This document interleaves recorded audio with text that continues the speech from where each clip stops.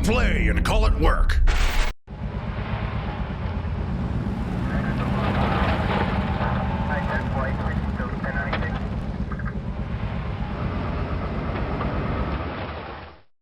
Hello there viewers, and welcome to another week of Sit and Talk. Today you have Luka here from MiniWarGaming in this show where I simply sit down and answer the questions that you have for me.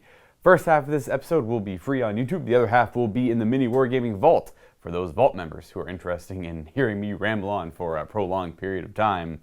For next week's episode we will be having Matthew sit down and answer your questions both for free and in the Vault as well. So if you have any questions, please leave comments for him below in this video. Not on YouTube, they should be disabled, but over at MiniWarGaming.com if you want to go over there and check out this video instead. That is where Matthew will be able to answer all of your questions. That is where he will be looking. I will remind you again at the end of this, just to leave your questions for Matthew. For today's episode, I will be answering questions off Facebook because I had to fill in for Steve this week, who is fine. He's just unable to do the sit and talk for this week's episode. So I had gone to Facebook, made a post asking for questions for myself, and I got a good amount. So I will be trying to go through all of these in the period of time I have. It might go over, I might end up rambling on some of these questions. I'll try and keep it short. I don't know if you hate the rambling or if you enjoy it. It just kind of happens either way.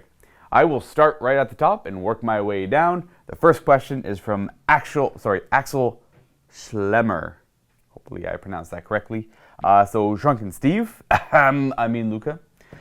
Do you think Tomb Kings will return in or till 2020? And how does it feel to bring a fluff list to a win-at-all-cost tournament? And hopefully Steve is available soon. Keep up the awesomeness. Thank you. Steve is fine. It's so no worries there. He's just unable to do this video. Do I think Tomb Kings will ever make a reappearance? Not in the form that the Warhammer Fantasy Battles people, old world people will recognize, will know them, not in that true desert undead legions, maybe in a new creative way that Games Workshop comes up with. If you look at the theme of their newer armies, they're not super crazy out there, but you know, they're newer, unique takes on the previous versions of them from Warhammer Fantasy Battles. So if we do see them, it would be kind of cool to see an undead faction that doesn't serve Nagash. So that would be a unique take on that, and I definitely expect them to do something along those lines. Will they be the Tomb Kings? I don't know, but to expect to see an undead faction in the future that doesn't follow Nagash, some sort of rebellious faction, yes, that will probably happen, though I don't know if it actually falls in with the narrative of all that. So I don't know. That's what I would expect, though. And how does it feel to bring a fluffy or narrative list to a WAC tournament, which is a win at all costs? Well, as long as you go into it expecting to lose, by all means, have fun with it. I've done that a number of times with Necron lists when 8th edition first came out, and even in 7th edition a few times, where I'd bring I just really wanted to bring like endless legions of warriors led by an overlord, or maybe just a couple cryptacs with ghost arcs supporting them, and I really liked it. I just had fun with it. It didn't do anything. I think I came in last the last time I did that in 8th edition, but I went in expecting to come in near dead last, and I had fun in my games regardless. And I was actually fortunate enough to not be paired up with super tough lists. They were definitely stronger lists than I had brought, so I had ended up losing, but they were closer games and they were more enjoyable. Now, if I was to go into a tournament and get paired up with nothing but super top tier lists that I wouldn't really be able to do anything against, then that would be pretty lame. But again, you kind of go into expecting that. If you're not too familiar with the tournament scene and you kind of go in with your generic like start collecting army, or your, I don't know, just an army compiled of your favorite miniatures, you don't really care if they're powerful or not. Depends on your personality. You might go in not really caring, just looking to have a fun time, or you're kind of hoping to go in that the tournament is just going to be a lot of your pickup games that you're usually accustomed to, and you might find out you hate them. I'm not a huge fan of tournaments as they stand. I have my, I don't know, like I have no idea how to fix them in my head. A lot of people like it, the freedom to build lists the way they are now, but I miss the combined arms attachment in so many ways. I'd rather see it, in fact, if possible, in the form of the battalion now, where you have to take at least 3 troops and 3 HQs, and then you can take as many battalions as you want, like up to 3 battalions, whatever. Who cares? Or brigades, I don't mind. Or you have to at least bring a certain type of filled out battalion before you can start branching out into the other detachments. Because I know there's a lot of lists out there that aren't cheesy that do require the other detachments to really play them. But I don't know. I like battalions. I always found lists were more manageable around battalions. You can go to a tournament with not as powerful list, and you'll have a better chance overall if there's very strict restrictions like that. Would that fix it in any way, shape, or form? Probably not. But that's what I would like to see at least. I just like seeing. I hate seeing no troops on the field. I hate that. Now, obviously, there's a lot more battalions out there. And when I say no troops, I mean people bringing battalions, bringing like scouts for Space Marines, or bringing like minimum squads of scouts or minimum squads of Rangers for Eldar. I want to see Guardians on the table. I want to see Dire Avengers on the table. I want to see tactical squads. I want to see stuff like that. They're not great, but I want to see them regardless. So even if my idea of battalions only would come into play, you just see people bringing scouts and Rangers and Nurglings, stuff like that, right? Just very minor troops. They're the most cost-efficient troop that doesn't really take away from your point allowance too much. So I could whine and complain all I want about that, but I know that wouldn't fix it. The next question is from Nicholas Atwood. I'm assuming I got that correct, so I apologize if I didn't. Luka, you are trapped in an old house with Quirk, Steve, and Josh. Who is the murderer? There has to be one. And who lives and who dies? I would be the murderer, and they would all die. Just because they wouldn't expect me to be the murderer. So that's an easy one. They would 100% think it was Quirk, without a doubt. And then after Quirk dies, I guess Steve would stop trusting Josh, and then Josh would die. But then Josh would maybe be a little weary of me. But Josh would definitely die. And then after him, Steve would be like, oh no, Luka, it was you the whole time. I've laid out this mastermind trap, or, it's all part of the plan. And yeah, I guess that's what would happen there. Next question is from Michael K. Albright. Luka, can I call you Luke? If you really wanted to, I would not be opposed to it. People have been calling me Luke for most of my life, mostly the older generations who don't either fully hear my name or comprehend that it's Luka instead of Luke or Lucas. But that's fine. Also, are you guys doing anything for Kill Team? And if so, what kind of Kill Team do you want to have? See, for Kill Team, there's a mix between who's interested in it here. I think it is Steve and Dave who are interested in Kill Team. Now, if you had noticed, Dave did the unboxing for Kill Team. Dave being very busy, he is obviously working on the bunker still. A lot of his focus is there. So if he has time for Kill Team, I'm sure he is interested in it. And I know Steve has piqued some interest at Kill Team. My focus is mostly on Age of Sigmar as of right now. So anything 40k is all right, but I wasn't a huge fan of Kill Team in 7th edition, so I'd have to play this one during free time with friends or something, or maybe play it off camera at work a little bit. I would definitely give it a try before I judge it. But when I played 40k, I preferred the larger scale version of 40k, not the small scale Kill Team. I like Necromunda because Necromunda is silly with a lot of really weak gangs, and it's just everyone's really sucky and they're terrible. But I don't know. I'll give Kill Team another try for sure, but I didn't like it in 7th edition. What kind of Kill Team would I want to have? Definitely Necrons or Death Guard. I looked at the rule for the reanimation protocol. It seemed okay. 5 up to ignore an injury roll. That could be huge. I can't remember what the Death Guard one was. It'd be one of the two. Definitely one of the two.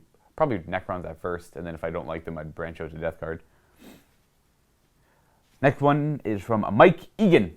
Luka, is there much excitement around the office regarding new Kill Team game, or is everyone burnt out of these small skirmish games? This kind of ties into the previous question. The excitement kind of revolves around Steve mostly. Matthew is so busy with the narrative campaigns he's got going, so he's got, as of today, he's currently still working on Spell Hunters. He has got Death Watch for involving Quirk and myself, and he's got the next narrative campaign kind of in the grind wheel, or he's thinking about it, processing it. And I don't know if he spoiled anything about that, so I'm not going to say anything. I know what it is, and we here at the office know what it is, but I don't want to kind of spoil anything without giving him the first dibs at doing that. So it is exciting, and I don't think I'm in it, and I'm a little sad, but that's understandable. It is going to be cool. The next one, is anyone excited about the Kill Team? Yeah, Steve, to finish what I was saying, Steve is excited. So is Dave. I don't think Quirk's too interested. Quirk's just mostly interested in like the stock 40K and the more competitive side of 40K itself. Whereas Josh is, he's mostly 40K. Kill Team a little bit, but he's highly excited about Titanicus. All of his focus is towards that when it comes about. And for myself, again, Age of Sigmar mostly, kind of waiting. I don't know, waiting to see new armies. I'm kind of curious what the next army for 40K is as well. So my focus is on whatever that is. I'm thinking it might be Space Wolves, you know, the whole rumor mill going about. So that's what I'm hoping for, as well as whatever is new for Age of Sigmar. All this new stuff coming out for Age of Sigmar has got me all excited. So I'm not really too focused on Kill Team. Unless I play a game and it turns out to be excited, then I'll jump on the Kill Team bandwagon for sure. As for skirmish games, I'm not really playing a lot of them. Play a little bit of Shadespire here and there, but it's more of like a weird like tactical card game with miniatures, not so much a skirmish game. When I think of skirmish game, I think of like Old Mordheim, Necromunda, stuff like that.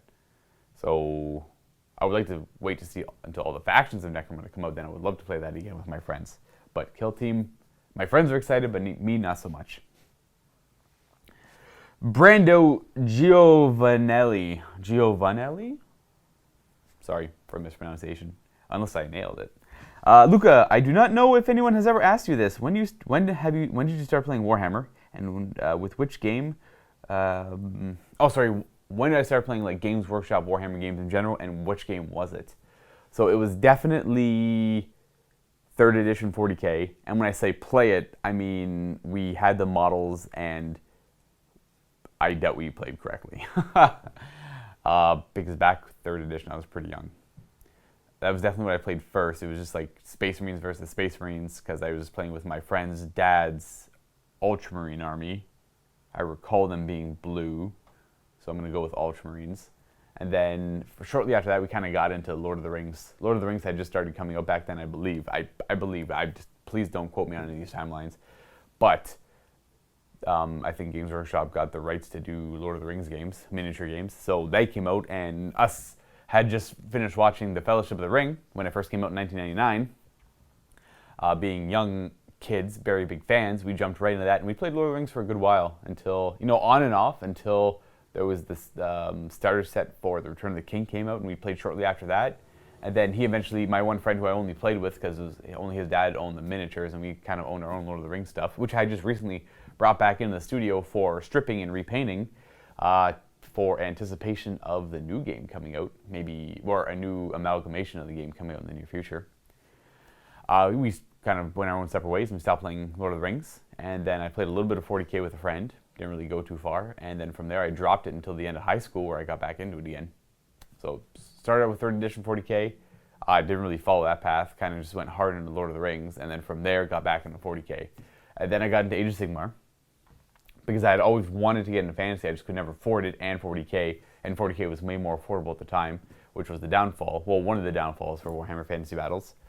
Then Age of Sigmar came out, and the whole thing was low model count, much more affordable to get into, and much more easy, a lot easier to learn, because the Warhammer Fantasy Battle rulebook was like this thick. Now granted, a lot of that was narrative and story, but it was still a daunting thing to take on, especially with a friend who and no one to teach us. So I got into Age of Sigmar, learned it with a friend very easily. We enjoyed it for about 2 games, and then we dropped it because it was just, there was no structure, there was no points, there was no force organization, there was no, it was, the whole idea was put your entire collection on the table and see where that gets you. And at the time, summoning was free, so you just summon zombies, and you kill something, you summon it back to the battlefield, and you could just keep spam summoning the same thing because the rules of 1 didn't exist yet. It was an alpha, like, to be fair. So I'm not gonna step on it too much, but it was not that great when it first came out. So we dropped it, and I came in, and General's Handbook came out, and there's a little bit more structure, so I tried it again. So I played it here at MiniWarGaming with Steve, and when I came in to play it, it had he had noticed I had bought a vampire count army to play in Age of Sigmar because I always wanted to play the vampire counts.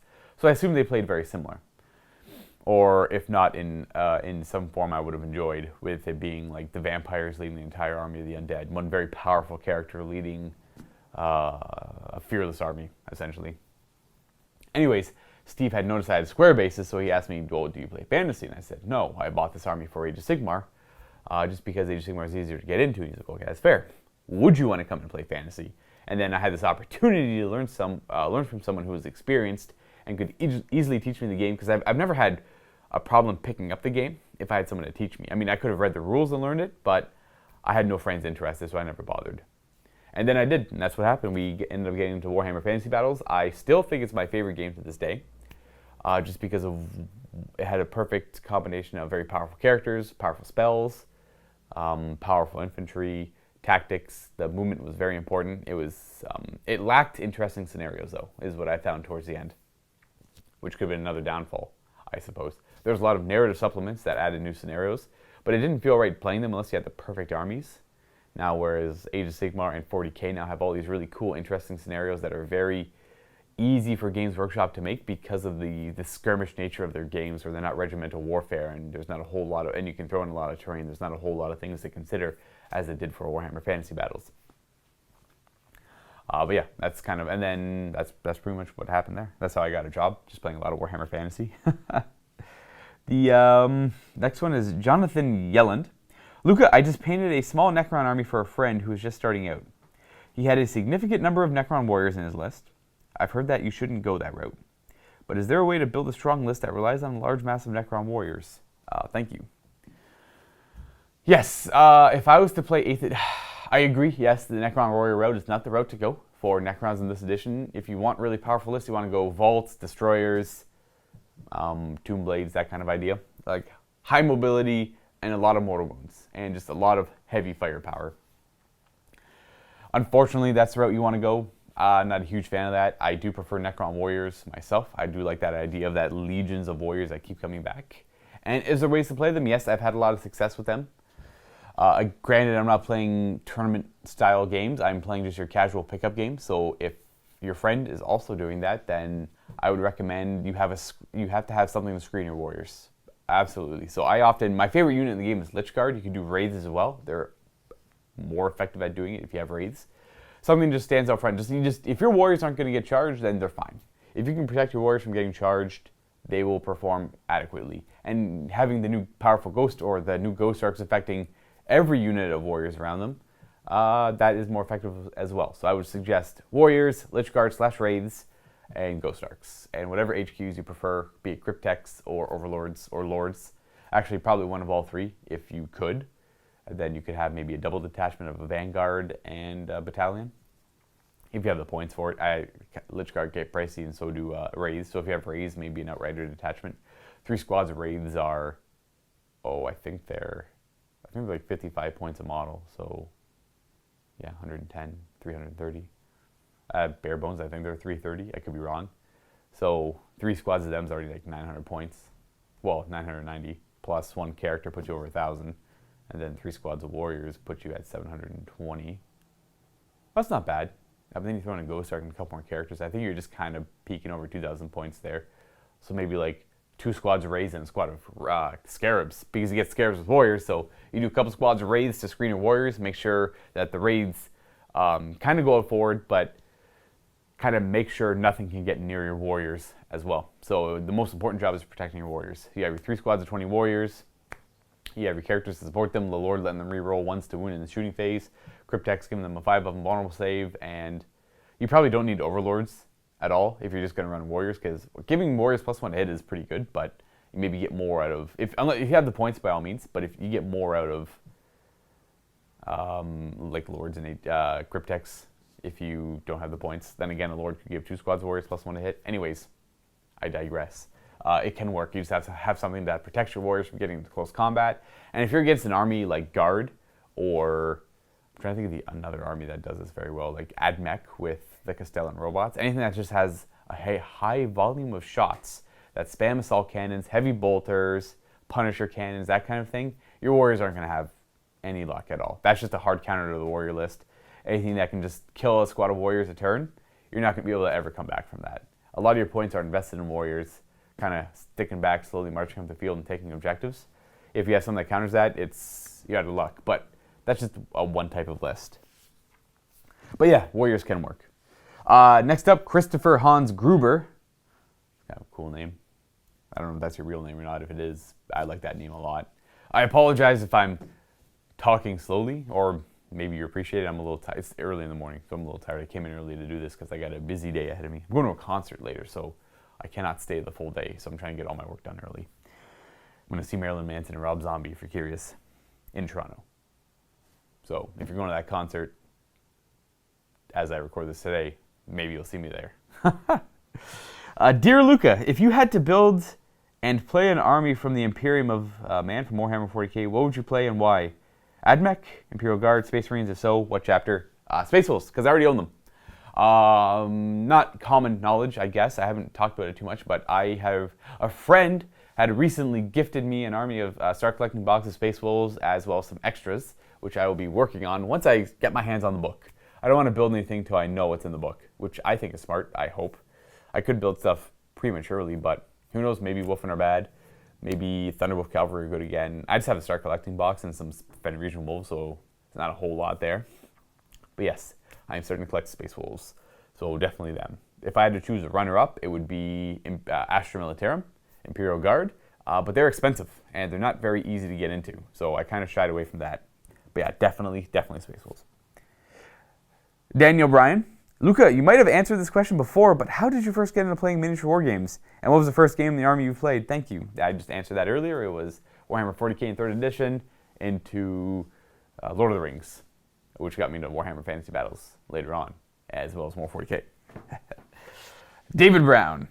Hi, Luka. I'm looking to get into the competitive side of Age of Sigmar. Okay.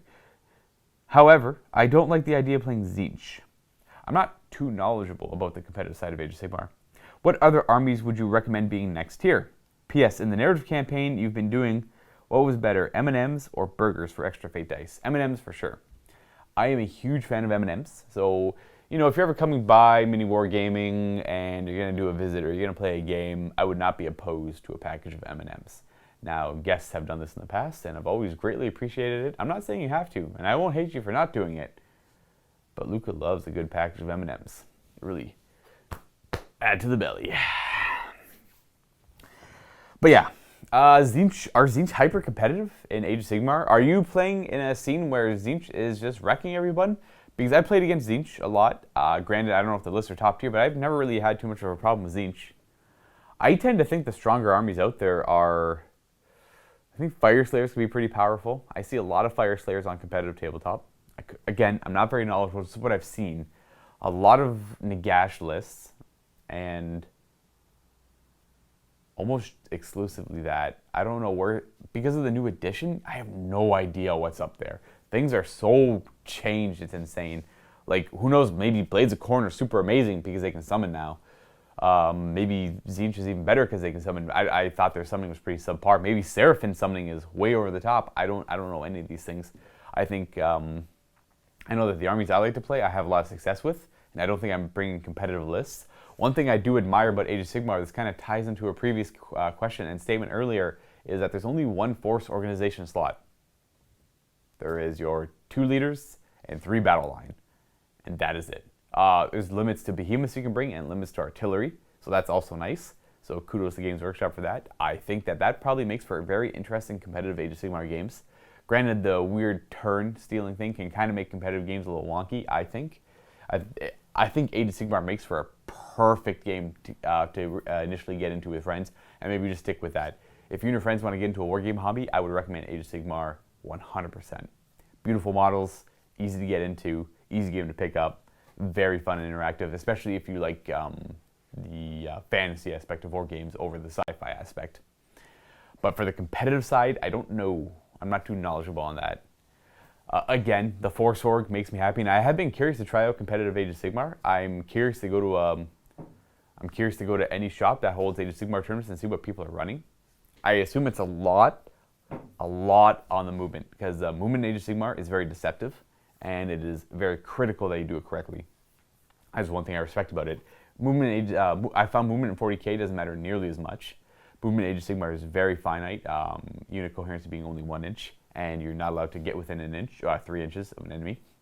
And when you charge, it's very key what you bring in within 3 inches and what you're allowed to charge within 3 inches, and how piling in and all that works. It's very intricate because Age of Sigmar is mostly based around close combat, so you have to be careful not to pull too many things into combat, And the way charging works is where you don't always fight first with charging units. You rotate back and forth between the players with close combat. You have to pick and choose your fights very carefully, and I really appreciate that in Age of Sigmar. But I can't really help you too much with this question because as I don't know, I haven't played this new edition as much as probably more competitive players out there have. I've played it a good amount, granted, more than the average person, but not nearly as much as someone who would be into the competitive scene would have probably played. Next question is by Randy Right No War. Not too sure. I apologize. If you had to play against either Matt or Dave in a game, which one do you think would be the hardest and why? Keep it in mind either way you keep your job. Okay, so who would I rather, if I had to play against either Matt or Dave in any game, which one do you think would be the hardest? Oh, like who would be more competitive to play against? Matthew for sure. Dave likes to play the open war aspect games. He likes to put models he finds really fun on the table. He doesn't care if they're very powerful or not. If he wants to play a more powerful game, he certainly can. But if he often just wants to play, well, then again, like Matthew's also the same. He likes things that are, but I guess he likes things that are both powerful and really cool, as opposed to things that are just strictly powerful. Whereas Dave just thinks he likes to play things that are cool, as opposed to really powerful. So Dave's games will tend to be more casual over Matthew's more, not competitive, but just generally stronger list because he likes a lot of synergy. And I don't know, it's hard to explain. But I think Matthew would provide the harder game. Not saying that Dave is the worst player, just he likes more casual games, so he doesn't care if he wins. He just likes weird things to happen. The next one will be by Caleb Morrison. Luka, who do you think hates your army mechanics more, Josh and Quantum Shielding, or Quirk and Disgustingly Resilient? I think only because of reactions, Disgustingly Resilient being Death Guard and Quantum Shielding from Necrons. Quirk because he doesn't hide it as well as Josh. Maybe Josh hates it more, but he hides it better.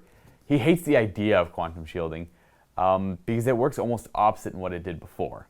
Quantum Shielding made it so medium strength weapons were useless against Necrons and you only needed the highest strength weapons to actually hurt them. So even like strength 10 weapons were barely hurting like my troop transports. Well, I guess like Ghost Arcs were armor 13 on the front and sides, and strength 10 would only glance them on a 3, whereas strength 10 would hurt like a Rhino on automatic or on 1s, glancing on 1s. And a Ghost Arc is their basic troop transport again, not very expensive, and it is throws out a lot of shots and heals a lot of warriors. That was back in the day. Now, how Quantum Shielding works now is medium strength weapons that do lower amounts of damage that spam a lot of shots are way better against Necron vehicles. Plasma is a super hard counter to Necron vehicles, as it does 2 damage a shot. So Quantum Shielding is not going to be very effective against that, and you can supercharge it and have Quantum Shield have almost no effect unless you spend a stratagem.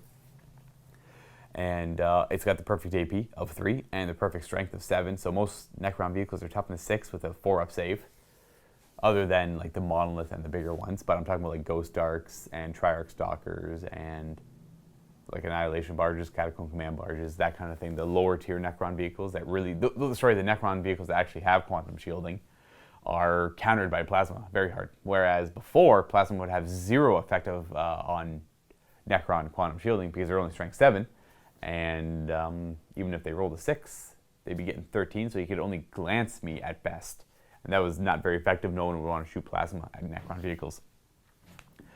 So Quantum Shielding now, it's a las cannon will have almost no effect, Meltaguns even less so of an effect, stuff like that, whereas that was the only weapons that would do it before.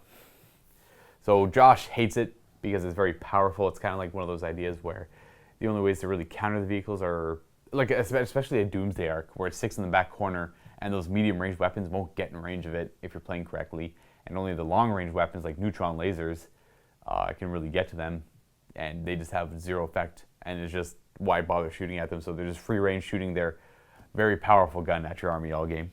But Quirk hates Disgusting Resilient because Quirk tends to play very aggressive Alpha Strike armies that try and table your opponent right away. And when you have an army like the Death Guard who are against that, they're a good counter to that playstyle where they have high toughness, good armor saves, and Disgustingly Resilient on top of all of that. That kind of army just bounces off the Death Guard, and the return attack just kind of decimates that army, because that army, like the Harlequins for example, aren't very defensive. They go in, hit hard, and hopefully nothing is there to hit back. though he's not a fan of Discussing Resilient for that factor alone.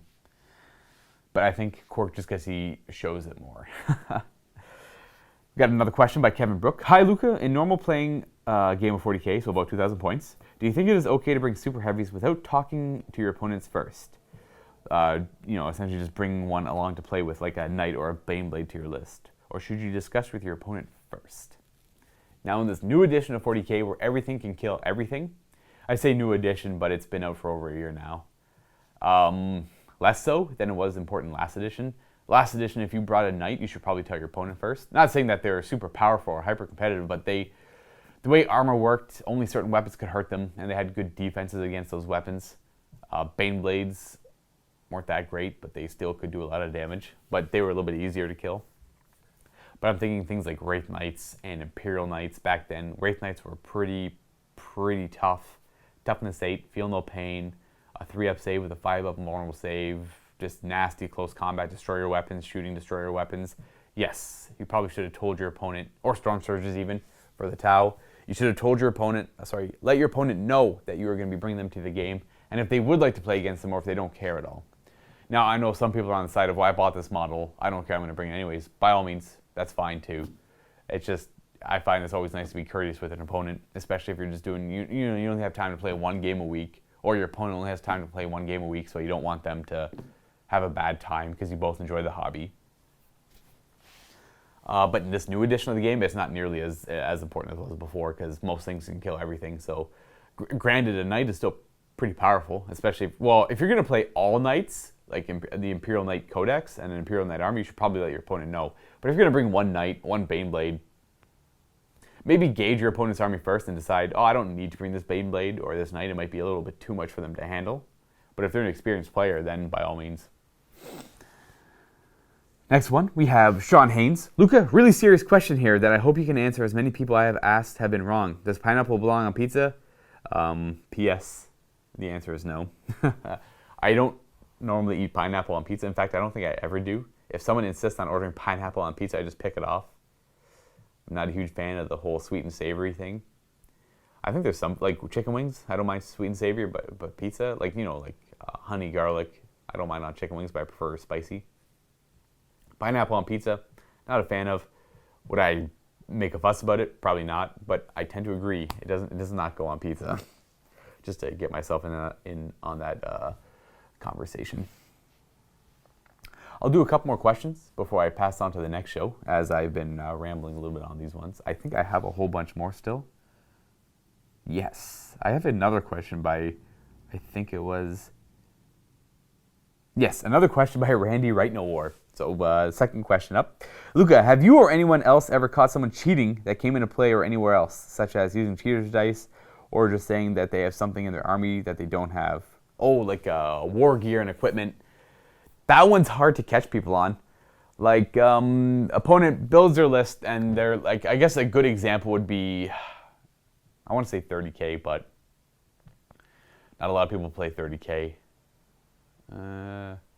Trying to think of like upgrades. Oh, you know what? For 40k, here I'll use a Wave Serpent. I was going to use Armored Ceramite as an example, but I'll use a Wave Serpent upgrade for Spirit Stones. Say you're fighting, you bring an Eldar army, and all of a sudden you realize that someone's got a lot of plasma, or they have a lot of multi-damage weapons, and you didn't buy Spirit Stones on your Wave Serpent, but your opponent doesn't know that, right? So then you all of a sudden you see their army and you tell them, I have Spirit Stones on my Wave Serpent, by the way. So when you shoot them with your plasma, it's only 1 damage instead of 2 when you supercharge, because I reduced damage of ranged weapons by 1 to a minimum of 1. Stuff like that, near impossible to catch unless you always ask for your opponent's printed out list beforehand. And in that case, then yeah, you can catch them cheating if you memorize their list, which is something you'll see at a tournament mostly. But for casual games, no. And have I ever caught anyone here with that? No one cheating on purpose. Maybe they mention what their list is, because we get to see I point over to where the armies are being showcased normally in the game, but you guys can't see that. I'm in the Forge, so the army showcases over there. Anyways, people showcase their armies on camera, and they say what everything is, and they say what all their war gear is. So throughout the game, they'll mention something. And I'm like, well, you don't actually have that war gear because we mentioned during the showcase you didn't say you had it. And then they're like, oh, you're right. I usually bring that, but I didn't have the points for that this game. So that's probably just a forgetful moment, because when people get on camera, they tend to, I don't want to say forget how to play, but they get a little anxious. So they tend to slip up here and there, but that's what we're here to do, to try and catch that and help them out. But no, I've never caught someone deliberately trying to cheat, unless they tried in that manner and they try to play it off as if they've forgotten. In which case I don't really mind, because it's hard to get away with it on camera. But using weighted dice, not in my experience, but there have been people in the past, before we kind of enforced people to use our own dice, that they have brought in their own weighted dice, and yes, they have cheated. I cannot remember who it was, nor should I really drop any names, but it has happened in the past. This is why we have our own dice in the studio that we tend to encourage people to use, unless they have their own dice that are obviously like Chess X dice or whatever, that show up perfectly fine on camera. But no, nor have I really caught that in real life. Again, if someone's saying they have war gear that they don't have, I never really check my opponent's list if I'm just playing a pickup game. So if they want to cheat and give themselves like a 15-point upgrade when they couldn't afford it before, by all means, that's fine. I'll do a couple more questions. Paul Van Valen? Paul Van Valen? Do we need to send a tech priest over to fix Steve? Or a sister, I can never pronounce it, hospitaler? I can never pronounce the word. Or a commissar, send him back to the front lines. No, Steve is fine. Steve was in the office the other day, actually. It's just he's got a bad back, so sometimes his back acts up and it's hard for him to get around. But no, he's fine. Next question. This will be the last one, and then I'll move on to the vault segment of the show, where you guys can join me over there to hear me ramble some more. Douglas Swigert? Swigerte. Probably Swigert. I don't know. How does one go about choosing an army to start when how does one go about choosing an army to start when they all have an equal level appeal? And I should add, it is for 40k. Well, sir, that is both a blessing and a curse. Because you could choose anything, and you should be happy if what you say is true, if they all have an equal appeal. You could literally just roll a dx, where x is equal to the amount of armies in 40k, because I don't actually know what that number is. I'm sure it's about 15. Maybe 20. Anyways, you roll a d20 maybe, and just subtract whatever isn't available. And that is your army for 40k, so congratulations, I've solved your issue. But you'll often find once you roll that d20, you realize, no, I don't actually want that army. So then you can just cross that off the list. And then you keep rolling, and then you realize, I don't really want that army. You cross that off the list. And you just keep doing that until you land in an army you decide you don't want to cross off the list. And there's your army as well. It's like the idea of flipping a coin, and then you kind of know the idea after it lands. Or before it even lands. That's your best bet of choosing an army. Other than that, though, I mean, if you honestly feel that you have an equal appeal for all armies, and you only want to get into one right now, I would highly recommend probably an Imperium army, because I don't know why I recommend Imperium army. I feel like a Xenos army is, actually, I don't know where I'm going with that. I'm trying, like, all the Xenos armies are fine. If you want to play Necrons, play Necrons. If you want to play Orcs, play Orcs. I like the idea of a newcomer playing either Chaos Space Marines or Space Marines, though. I'd say buy a Star, just if you don't mind, buy a Star collecting box and split it with a friend. That's probably one of the easier ways to do. And if you find you like that army, expand upon it. If you don't, you see another army that catches your attention, expand upon that. Or I have a friend, Kenny. Any viewers who are familiar with him, he kind of buys a lot he owns a lot of Star collecting armies. So he has Necrons, he has Orcs, and he's expanded mostly upon his Orcs. So he tends to like his Orcs mostly. But he has Space Marines. He had Dark Eldar, but he traded that away. And then he has a lot of armies for Age of Sigmar as well, because he likes a lot of armies. He loves their rules, so he buys a Star collecting box with them. He builds them, and he doesn't really paint them because Kenny hates painting. So he has all these built but not painted armies. And when he feels like expanding upon one, he does so, and that's how he does it. Me myself, I stuck with Necrons forever until I got this job, and I decided maybe I should start playing something else. I do have a little bit of interest in other things. Death Guard caught my eye, so I bought Death Guard, got them for Christmas. And I happened to come across, Kenny is the one who gave me his Space Wolf Star Collecting box, because he didn't really have interest in them, and we have a friend who already plays Space Wolves and didn't need them, so I'm like, you know what, I've been humming and hawing about an Imperium faction for a while. It was going to be Blood Angels or Space Wolves, and I think it's going to be Space Wolves because I like how they build their Wolf Guard. I really like their Wolf Guard a lot, so Space Wolves it is. And I like Lone Wolves. But yeah, that's all I can recommend. You narrow it down. You randomly determine what army you're going to start, and if you don't like it, that's an easy toss aside. And then you just keep doing that until you find your army. And that, I think, will be the last question for this first half of the Sit and Talk show, where I simply answer your questions that you have for me. And I'm going to be jumping into the vault, I guess, after a drink of water, and I'll continue to answer questions from this list of questions you have for me. In addition, I want to remind everyone, Matthew is next week's member, or next week's Sit and Talk MiniWarGamer. I'm having a hard time with words, as I usually do. And he will be answering questions for you down below. So go to MiniWarGaming.com and watch this video and leave comments below there, because the comments should be disabled on YouTube. And that is the only place that Matthew will be reading questions. And I'm going to remind Vault members to do the same thing. So I'm reminding you all several times. And in addition, if you're not a Vault member and you want to keep hearing me ramble, click on the link below. That takes you to that episode, and it'll direct you to a place where you can sign up for the Vault and get yourself a 7-day free trial. It doesn't cost you anything. You can cancel right afterwards. And even after that, there's a 30-day money-back guarantee if you're not happy with the content we have. We have thousands of videos in the Vault, much like these ones, and extra content for Vault members as well. And it's not very expensive. It just helps us keep running here. It kind of gives us jobs. So if you want, go ahead and click on the link below. Check it out. If not, it's fine. But I'll see you all in the Vault, I'll see you all in the Vault. Happy wargaming.